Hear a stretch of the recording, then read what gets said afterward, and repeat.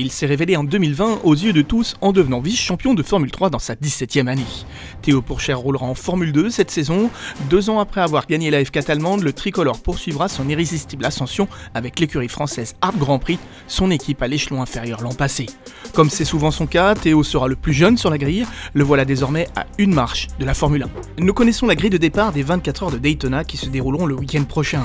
C'est la Cadillac DPI numéro 31 du Whelen Engineering qui partira en pole position. Mazda est en première ligne avec la numéro 55. Les premiers des 15 Français à Daytona sont 3e de cette grille. Bourdet, Duval et Vautier sont bien placés pour la première manche de l'IMSA. Ils devancent la Cora DPI numéro 60 d'Olivier Pla. En GTLM, Corvette Racing Trust la première ligne avec la numéro 4 en pole devant la numéro 3.